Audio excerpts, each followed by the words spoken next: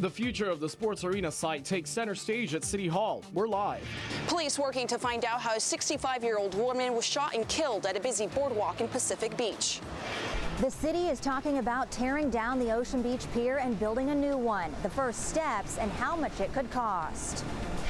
A judge says the city of San Diego has been overcharging customers for water, and they want them to pay up, but the city denies those claims. That story coming up. And in 1994, an arsonist burned this church down. We have the congregation's comeback story. CBS 8 News live at 6 starts now.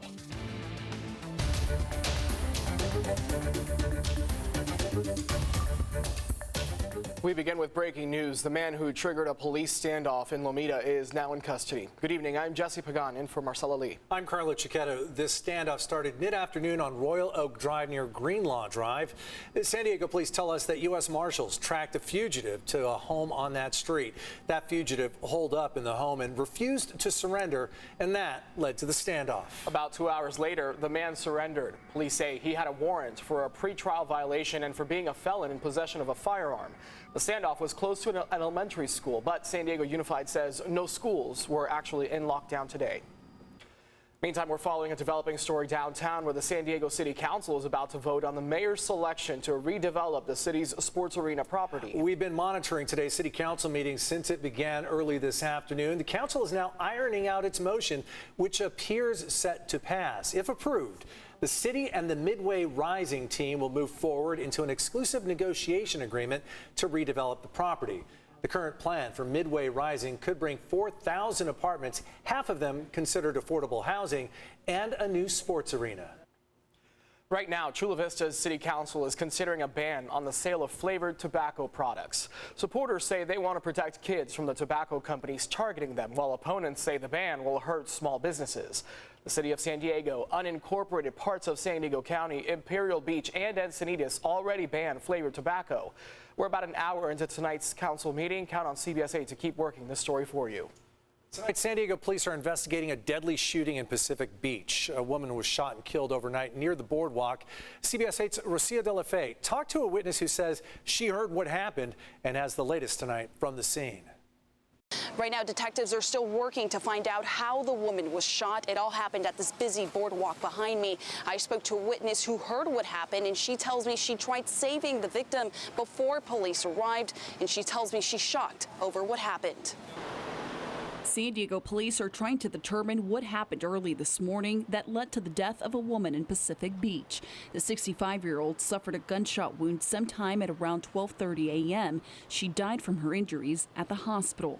And it's like surrealistic. Johanna Halldorf is staying at a nearby hostel and was with her friends having a bonfire at the beach when it happened. We heard something, but I didn't really thought it was a gunshot. Nobody really reacted on it. And then a few minutes later, some people came by screaming that there is a woman that is hurt.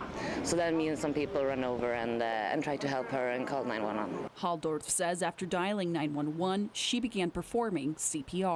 You can't really describe like how you feel in a situation like that. It was horrible, of course, but we tried to stay like focused and not get too many feelings into it when we were helping her, and just trying to just help her until the ambulance came. The hostel where Halldorf is staying, just feet away from the beach, has surveillance cameras. When I talked to management today, they told me they handed over the video to police. Police say it's too early to determine whether the woman was shot by someone else or if she shot herself, but detectives say she suffered at least one gunshot wound to her upper body. Those we spoke to say they're still in shock over what happened. That's why it's so crazy, because it's such a beautiful, friendly, calm area. So it's so horrible that something like this happened. I was shocked that it could happen with all these people around. I've never heard anything like that happening around here. So far, investigators don't have any information on a possible suspect. Police say they're hoping witnesses who were in the area at the time of the shooting are able to provide new details in their investigation. Rocia De La Fe, CBS 8. Garcia. Tonight, a man is behind bars suspected of killing a neighbor in a fight at a Lemon Grove apartment complex. Deputies arrested 32-year-old Ernest Kelly yesterday on suspicion of murder, resisting arrest, and probation violations. Deputies were called to the scene around 2 Monday morning. When they got to the apartments, they found a 51-year-old man wounded. He died at the scene, but we don't know at this point what caused his death. The victim's name hasn't been released. Right now, investigators are trying to figure out why the driver of that SUV drove off a cliff in Carlsbad. This happened just before 9 this morning at Carlsbad Boulevard and Solomar Drive. The SUV, as you can see, was severely damaged. Police say the woman driver was taken to a hospital, but is expected to survive. The SUV was lifted off the beach. We'll update you as we learn more on this story. The Ocean Beach Pier is an iconic pillar of the community, nearing the end of its life as we know it. Throughout the years, the city's done repair after repair, and starting tomorrow, city staff will look at options to possibly replace the pier. CBS 8's Ariana Cohen is in OB with how much the new pier could cost and why some say it's all a bittersweet plan. Many people are out here enjoying the Ocean Beach Pier today, but its days could be numbered. The initial steps begin Wednesday as the city explores options to replace it and look over how much it could cost.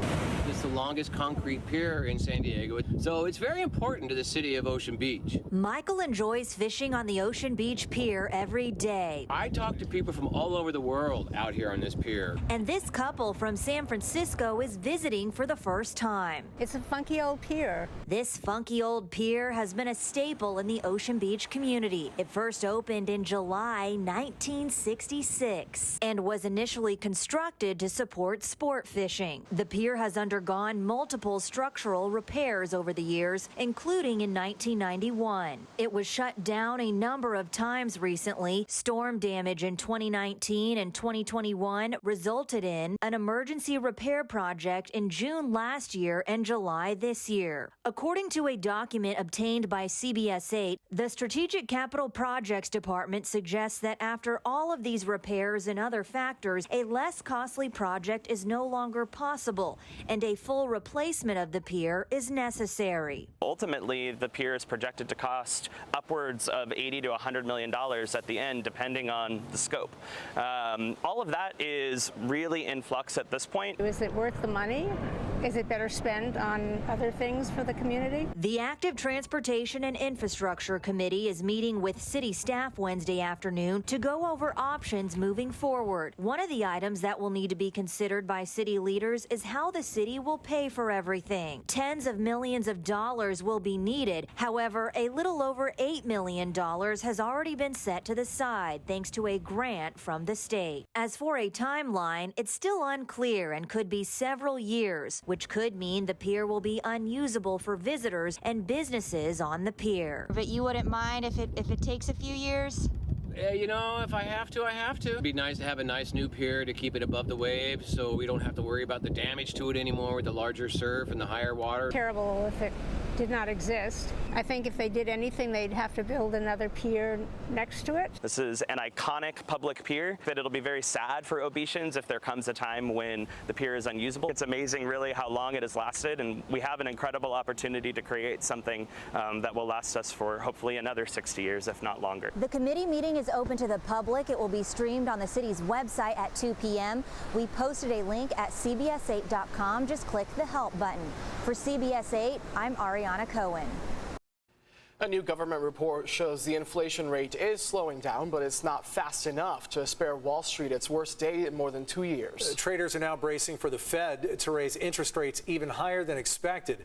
The Dow lost almost 1,300 points, ending the day just over 31,000. The Nasdaq was down about 630 points, and the S&P down 178. As Elise Preston tells us, government data shows prices for everyday needs like food and rent are still at all-time highs. The summer inflation heat is cooling off slightly. New government data shows consumer prices surged 8.3% in August over last year, but down from a 40-year high in June. It looks like maybe inflation might have peaked in June. That makes sense because if you think about it, that's when we saw gas prices tick up over $5. Gas prices are about 25 cents cheaper per gallon than they were a month ago. But for many households, that savings is funneled into still high food prices, up more than 11%, the highest since 1979, and shelter up 6.2% from a year ago. The whole place is the bedroom. The rent for Jerry Weinberger's New York City apartment is jumping from $1,833 to $2,500 a month, forcing her out. I expected it to be raised, but not that much. How we feel about inflation can also affect prices. A New York Fed survey from August found consumers expect inflation to fall further in the short and long term. The Federal Reserve is committed to making that happen, with another rate hike expected at next week's meeting. If you have a strong labor market, which we still do, and we have prices on the rise, it gives the Fed the ammunition to go and attack inflation. Treasury Secretary Janet Yellen says it's a delicate balance to avoid a recession. The Fed is going to need great skill and also some good luck to achieve what we sometimes call a soft landing. Economists warn it's a marathon, not a sprint, back to prices anywhere close to pre-pandemic levels. Elise Preston, CBS News, New York. Experts say as the housing sales market cools with the higher mortgage rates, fewer cash offers, and tapering home prices, the rental market should follow.